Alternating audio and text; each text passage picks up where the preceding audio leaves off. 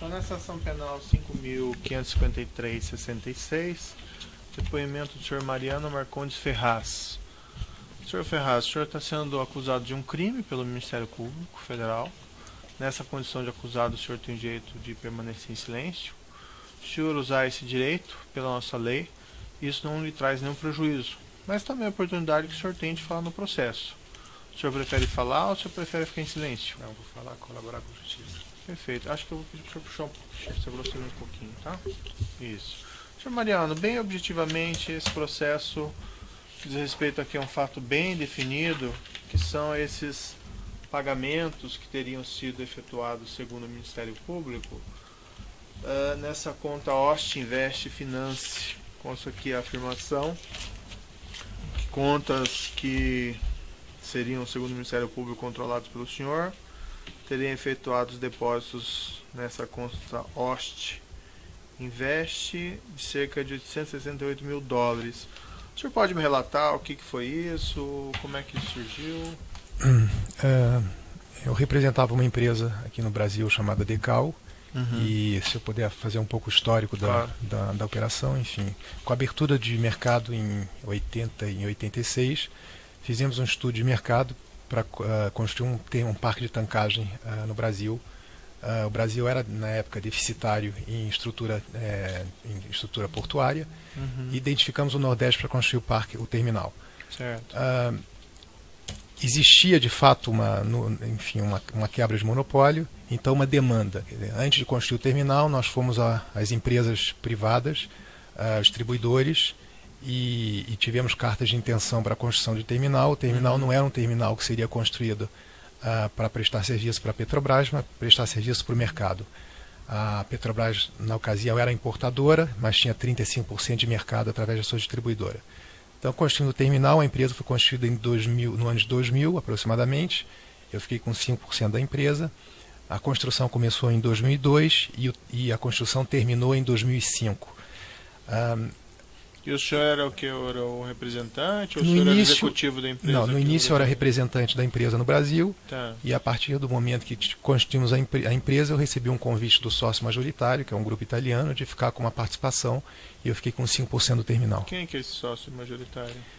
É uma família que chama Tribaldi. Tribaldi. É. E tem um nome, desculpa minha ignorância, mas tem a Decal também fora Decal do Internacional. Eles têm terminais em alguns países, e normalmente o modelo de negócio é onde o mercado abre, Sim. onde você consegue prestar serviço e oferecer a tancagem para terceiros. Não é uma empresa, não é uma distribuidora, é uma empresa que só armazena combustível para terceiros no mundo E aí todo. abriram uma filial aqui e o senhor tinha 5%? Eu tinha 5% da empresa. E o senhor continuou só como representante ou começou a administrar também? Não, eu fazia a gestão comercial da empresa. Eu tinha uma participação de 5% na empresa e fazia a gestão comercial da empresa, e como desde é que o a início. coisa evoluiu daí? Então, começamos a operar em 2005, e naquela ocasião, quer dizer, a gente fez um estudo de mercado, esperamos 2, 3 anos para que o mercado acomodasse a abertura de mercado. Quando o terminal ficou pronto, isso não aconteceu de fato, porque a Petrobras continuava a controlar preços. O terminal ficou pronto, era um terminal de capacidade muito grande, justamente para trazer eficiência para o mercado. Antigamente os navios eram importados eram navios pequenos, o volume global começou a aumentar e as importações, para serem eficientes, eram importação de navios grandes. O sistema antigo da Petrobras era um navio grande chegava, vários navios pequenos se colocavam ao lado do navio para fazer alívio de navio. Com o terminal, isso gerava uma eficiência, o navio grande entrava no país, descarregava e o navio grande ia embora. Então, só que quando o terminal ficou pronto, as distribuidoras independentes, como Shell, Ipiranga, que tinham se manifestado e que o terminal tinha sido construído para os independentes, eles tinham manifestado, eles tinham mudado o interesse e na realidade ficaram sem interesse de usar o terminal, porque o preço de mercado interno que a Petrobras vendia o combustível era mais barato. Então nos restou a alternativa de tentar fazer alguns negócios, enfim, pontuais, de um embarque ou outro, mas arrecadar o negócio, porque o mesmo tanque podia usar importação para gasolina e diesel, podia também usar para exportação de etanol. Então a gente fomos ao mercado falar com os usineiros, só que arrecadando todo o que tinha no Nordeste, ainda mais um problema que era um problema de safra, você não tinha uma regularidade de uso do terminal o ano inteiro. Mesmo arrecadando toda a safra de álcool, a gente estava com o terminal basicamente cheio pela metade. Sim. Então nos restava outra alternativa que discutir com a Petrobras. Então fomos à Petrobras, a operação foi muito bem aceita porque esse era um terminal ideal para o sistema da Petrobras. Então isso gerava uma eficiência muito grande para o sistema. Então a conversa foi muito bem aceita lá dentro. Não foi fácil a negociação de contrato, porque obviamente isso aí gerava também falta de alinhamento da estrutura interna da Petrobras, porque a área de logística de infraestruturas terrestres era a mesma área de logística de afretamento. Então você dava uma eficiência na parte terrestre e obviamente você gerava uma eficiência maior, uma redução de navios. Então foi difícil a negociação, e tanto que o modelo da Decal, normalmente no mundo inteiro, é um modelo que você faz uma construção e você almeja um contrato de 10 anos. Sim. Então, na Petrobras, inicialmente começou com algum navio, enfim, como eles chamam, navio spot. Depois a gente conseguiu um primeiro contrato, foi um contrato de 14 meses, sempre com tarifas muito baixas, e nós tínhamos o conhecimento que as tarifas pagas pela Petrobras eram tarifas de 2 ou 3 vezes maiores do que as nossas para os outros terminais privados que a Petrobras alugava. E nós estávamos com o terminal mais eficiente do Brasil, era o único terminal do Nordeste que tinha capacidade para importar um navio inteiro e gerar eficiência para o mercado, e com uma tarifa que era menos da metade do preço dos outros terminais. Mas por qual motivo essa tarifa era menor? Porque a Petrobras sabia que nós não tínhamos outra alternativa do que a Petrobras. Se eles tinham fechado o mercado, se a Petrobras havia fechado o mercado, e os distribuidores que detinham 65% do mercado, quer dizer, a maioria do mercado, porque a BR só detinha 35% do mercado, não tinha interesse mais em importar, porque eles compravam no mercado interno da Petrobras. Quando que foi celebrado esse primeiro contrato? O primeiro contrato foi em 2006, foi um contrato de 15 meses, 16 meses. Depois teve um novo aditamento, que continuávamos pleiteando por um contrato de 10 anos, com tarifas melhores, mas coisas não aconteceu, então foi feito um aditamento, uma extensão de contrato por um período mais ou menos a mesma coisa, de 15, 16 meses, e sempre pleiteando e tal. E aí eu acho que o que aconteceu, quer dizer, a Petrobras sabia que esse seria o melhor contrato para a Petrobras em termos de eficiência. Além disso, como era um terminal privado, era um pulmão de entrada, até se acontecesse um caso de greve no sistema Petrobras e tal, o terminal continuava funcionando. E era um terminal também que, como eles tinham um pouco a política de fechar mercado, fechar no preço, era também uma política de fechar mercado para não deixar nenhum entrante na importação. Porque eles, então, sem infraestrutura de entrada, o mercado continuava fechado para a Petrobras. E aí houve renovação do contrato? Então houve uma renovação em 2009, e aí foi o primeiro contrato que eu posso dizer que foi um contrato que a gente continua falando a curto prazo, mas era um contrato de 3 anos, quer dizer, você já dava um pouco mais de fôlego para a empresa, que a empresa estava numa situação bem difícil, enfim, financeiramente. Mas bem difícil financeiramente significa o quê? Significa, quando a gente fez o modelo de negócio no Brasil, é você ter um retorno de investimento num certo prazo, e você praticamente estava com 50% a mais de prazo em retorno de investimento pelas baixas tarifas que a Petrobras estava pagando. Mas a Decal não tinha alternativa, é aceitar o preço que a Petrobras queria pagar, porque senão ia ficar vazio e ia acabar quebrando a empresa. Mas estava dando prejuízo, será? Não, prejuízo, retorno muito pequeno. Prejuízo nunca deu à empresa, mas um retorno muito pequeno. E depois teve uma outra renovação em 2012, isso? E depois teve aí foi uma renovação em 2012, e aí foi feito um contrato de 5 anos. E aí quando que surgiu essa questão dos pagamentos ao Paulo Costa? Os pagamentos começaram, quer dizer, mesmo ao longo do contrato, nós sempre fomos pleiteando aumento de contrato. Quer dizer, não necessariamente quando termina o contrato que você pleiteia um aumento de contrato. Mesmo durante o contrato, durante não me lembro se foi o primeiro, mas logo no início da conversa com eles, a ideia era fazer um contrato de 10 anos. Então, ao longo do contrato, sempre houveram reclamações da minha parte com relação à tarifa e em relação a prazo. Então, enfim, aí surge a história com o diretor Paulo Roberto. Como é que foi essa história? Você pode descrever o que aconteceu? Posso. Eu conheci o Paulo Roberto, eu não me lembro exatamente quando, mas eu imagino que o Paulo Roberto foi uma reunião formal que eu pedi, uma reunião lá na Petrobras com ele, normal, você... enfim, você tem negócio na empresa, você acaba se apresentando e, enfim, colocando os negócios. Eu falava muito da operação Decal com ele em algumas situações, mas na verdade eu sentia que o Paulo Roberto estava um pouco afastado porque acho que era um contrato pequeno. O Paulo Roberto sempre foi muito mais envolvido nas grandes questões da área do abastecimento, muito ligado à parte de planos de negócio, de grandes investimentos de refinaria. Como isso não era um investimento da casa, porque era um investimento privado, enfim, acho que ele não tinha muito interesse e tal, mas então, desde o início que eu conheci o Paulo Roberto, eu fui falando sobre o contrato, existia pouco, enfim, retorno, ouvidos da parte dele. Em uma certa ocasião que eu conheci uma pessoa chamada Fernando, conhecido como Fernando Baiano, eu sabia da proximidade que o Fernando tinha do diretor e eu pedi ajuda ao Fernando. Então o Fernando organizou, eu pedi até para que se organizasse um jantar para sair do contexto muito formal da Petrobras, até porque as reuniões lá dentro eram reuniões muito curtas, você não tinha tempo de explicar a tua situação. Então fizemos um jantar e aí eu tive a oportunidade de explicar um pouco mais o processo da Decal, quem era a Decal, qual era a empresa e o objetivo de contratos a longo prazo e tal, e assim foi descrito nesse jantar.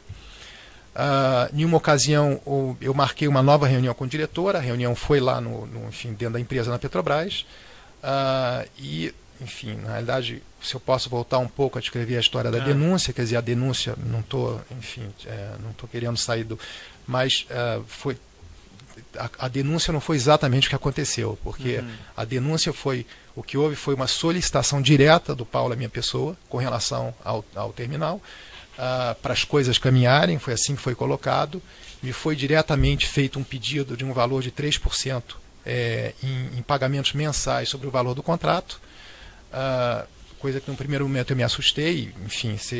Onde que foi essa solicitação? Se eu não me engano, não foi mesmo lá no escritório dele, lá na Petrobras. Antes ou depois do jantar?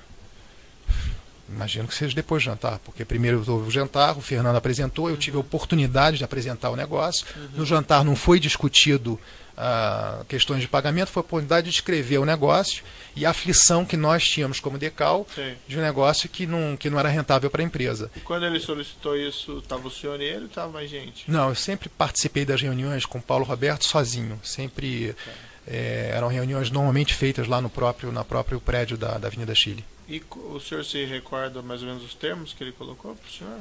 Me colocou que para a coisa caminhar, era necessário fazer um pagamento, e ele foi direto ao assunto, e o valor mencionado foi 3%. Isso foi antes dessa renovação de 2012? Foi antes da renovação, sim. E esses valores aqui, os 800 e tantos mil dólares, é desses pagamentos? Referente ao pagamento, houve um pagamento anterior, a renovação foi em 2012, houveram pagamentos em 2011, teve um pagamento inicial, são 240 mil dólares, que na realidade foi um pagamento. Eu fiz um cálculo de um ano de contrato com a comissão que tinha sido definida, que era 1 ano e meio, quer dizer, tinha sido solicitada no sentido de que ele mencionou que o mínimo da comissão seria 1,5. De prontidão eu aceitei naquele momento da reunião. Então o que foi feito foram cálculos baseados em remuneração no contrato mensal, e na realidade eu convertia naquele momento para fazer os pagamentos em dólares. Consta aqui que os pagamentos pararam em fevereiro de 2014. Teve pagamentos posteriores? Não, pagamentos posteriores não teve. Enfim, a realidade foi, pagamento parou porque, enfim, foi o início da operação do Lava Jato. E na realidade essa operação também foi um grande alívio para vários empresários que sofreram essa mesma situação. Mas o senhor Paulo Costa, ele deixou a Petrobras, foi ali em 2012 ainda, né? Certo. Por que continuou pagando? Bom, eu nem acompanhei, enfim, aliás, eu nem tive mais com o Paulo depois das ocasiões das reuniões da Petrobras, mas o pagamento continuava porque o genro dele, que é o Humberto, continuava solicitando os pagamentos e fazia uma pressão muito grande com relação aos pagamentos. E no nosso caso, quer dizer, no meu caso específico, o que a gente temia era o medo de eles darem alguma forma técnica de cancelar o contrato. E o próprio Humberto tinha colocado em situações de uma reunião que tive com ele, que apesar do Paulo Roberto estar fora, a estrutura permanecia a mesma. Então existia um temor grande da minha parte de que não houvesse renovação de contrato, ou então até causar uma situação de justificar que o contrato não fosse mais interessante para a Petrobras. E eu sabia que não era verdade, porque eu sabia que a economia de escala que a Petrobras tinha num contrato desse é muito grande e muito maior que a rentabilidade que a empresa tinha. E esse contrato em 2012, o prazo dele foi de quanto? Foi um contrato de 5 anos, terminou em 2017. E essa questão tarifária que o senhor reclamou, que era baixa e tal, houve alguma melhora nesse período de tempo? Houve uma melhora do primeiro aditivo, do contrato inicial para o primeiro aditivo, para o segundo aditivo, as melhoras foram muito pequenas. Houve uma melhora na renovação do contrato, mas quando a gente vê, quer dizer, foi uma melhora de reajuste de tarifas de tão defasadas que as tarifas estavam. E se a gente continua a perceber numa situação, quer dizer, os contratos da Decal, os pagamentos são, eu posso falar de 1/3 até 1/4 do que o mercado paga. Então, tarifas que se pagam para a Decal, se pagavam até de 20 e poucos reais nos últimos contratos, o mercado paga 70, 80 reais por metro cúbico. Isso Mas o mercado interno? Ou o mercado internacional? Não, o mercado no Brasil. Para as tancagens privadas que existem no Brasil, o mercado paga 70, 80 reais, chegou a pagar até 100 reais. Então, aí a gente leva em consideração que é um contrato a longo prazo, que você tem um risco um pouco menor e tal, mas mesmo assim, o volume maior, mas mesmo assim as tarifas pagas para a Decal sempre foram tarifas pelo menos com 50% de desconto, se não é metade do preço que a Petrobras pagava e que o mercado continua pagando e pagava na época. Essas contas aqui mencionadas na denúncia, tem uma conta do senhor aqui, parece? Sim. E daí tem TIC Trading, Firma Invest, Firma Par. Sim, são empresas minhas. É uma coisa que eu também gostaria de deixar claro. Não teve nenhuma omissão, tentativa minha de esconder fatos, de esconder contas. Quando o Humberto me procurou para fazer os pagamentos, o Humberto deixou claro que ele tinha aberto uma conta na Suíça, que eu morava na Suíça, eu tinha aberto uma conta na Suíça para receber exclusivamente os pagamentos do genro do sogro dele, do Paulo Roberto. Eu, na época, quando ele me deu a conta da OST, eu nem sabia se a conta estava no nome do Humberto ou na conta que era uma conta no nome do Paulo Roberto. Eu efetuei os pagamentos. Essas empresas são empresas minhas.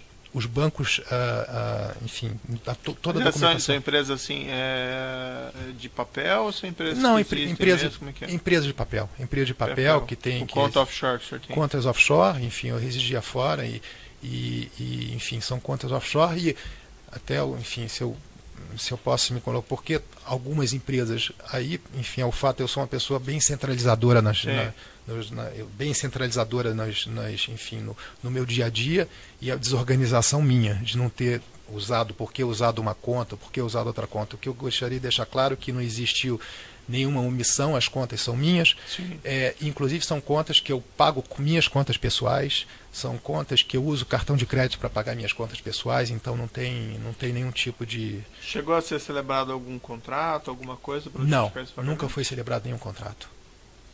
E isso aqui... O senhor não declarou esses pagamentos de imposto de renda, coisa parecida? Não, porque eu dei saída do Brasil quando...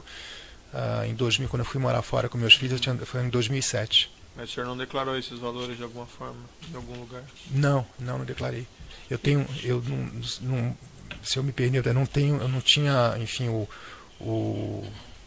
a necessidade de declarar, porque eu estava sob uma base fiscal na Suíça que chama forfait fiscal, que é uma base fiscal que você faz um acordo anual e você paga um FII anual, enfim, pela residência lá. É uma forma que existe lá. E esses valores daí foram, vamos dizer assim, contabilizados como custos no Decal? Como é que foi feito isso aí?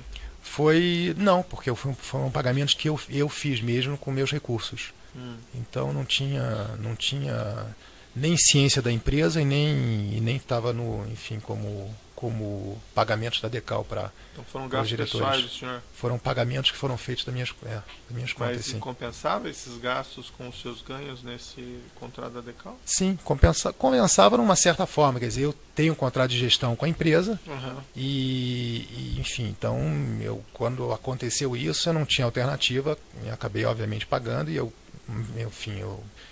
tenho uma remuneração que me dava a permissão, me dava a possibilidade de fazer esse pagamento. E o senhor chegou a comentar esses pagamentos com alguém?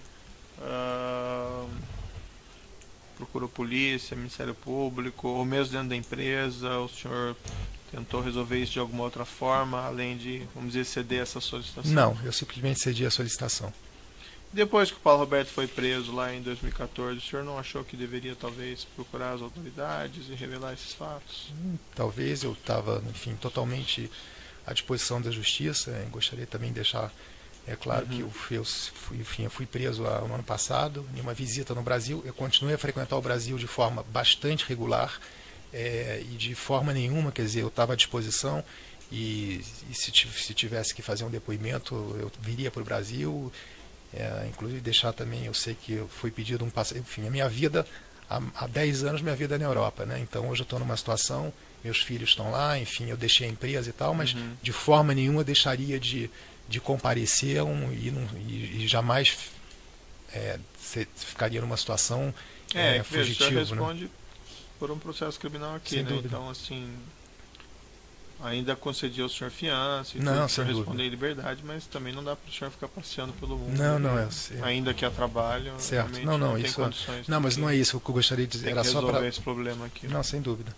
Não, mas não é o ponto que eu gostaria de fazer é que desde o início, mesmo no início da Lava Jato, quer dizer, eu estava até na expectativa que alguma coisa acontecesse, no sentido de que eu fosse chamado para depor. Obviamente, eu me prontificaria e faria uma viagem no Brasil imediatamente, e mesmo porque eu continuava fazendo viagens para o Brasil, mesmo desde o início da Lava Jato, eu continuei fazendo viagens para o Brasil. E estive no Brasil 2 meses antes de ser preso, né? Depois desse contrato em 2012, teve alguma outra revisão desse contrato junto à Petrobras?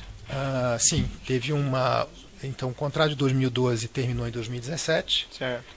E em 2017, em abril, o contrato foi renovado de novo. Eu não participei, obviamente, dessa negociação. Mas nesse ínterim houve alguma mudança de tarifa, de alguma outra maneira? Não, durante o contrato não. Durante o contrato de 5 anos ficou a mesma tarifa e a mesma coisa. E agora, houve alguma mudança? Não? Houve uma mudança. Não, acho que a tarifa é exatamente a mesma. Eu já não estou mais envolvido, mas a tarifa, se eu não me engano, é a mesma e um contrato renovado por 5 anos. Até porque, de novo, eu acho que foi um dos melhores contratos que a Petrobras já teve. O senhor Fernando Soares, o Hugo Baiano, que esteve aqui depondo, eu fiquei com a impressão que ele se sentia credor do senhor de pagamentos por conta dessa intermediação. Não houve algum acerto com ele? Não houve acerto com ele, porque, na realidade, no meu entendimento, quer dizer, a partir do momento que eu fui demandado de fazer um pagamento direto para o diretor, se eu tivesse que acontecer algum pagamento, o diretor que teria que fazer o pagamento para ele. E, enfim, na realidade não... Mas nunca houve alguma conversa com ele, por exemplo? Nesse posteriormente, sentido? Isso não. Sobre assunto Decal, nunca mais falei com o Fernando e enfim, foi isso que aconteceu. Certo, eu vou me limitar aqui que é objeto do contrato, da denúncia específico. Em princípio são essas questões. Sem esclarecimento, excelência. O assento de acusação tem alguma pergunta? Os defensores têm alguma indagação específica?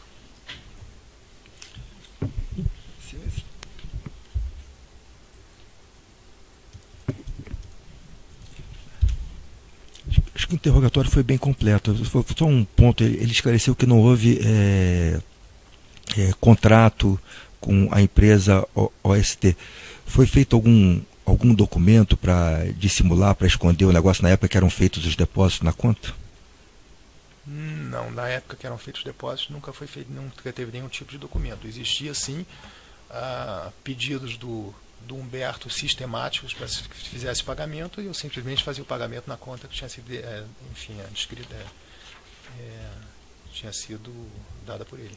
E depois da Lava Jato foi feito algum documento depois do Sim. desencadeado a operação? Então, depois da Lava Jato eu fui procurado por um agente do banco, do Humberto, do Banco Lombard Odier, me procurou dizendo que ele precisava ajustar as contas do Humberto e precisava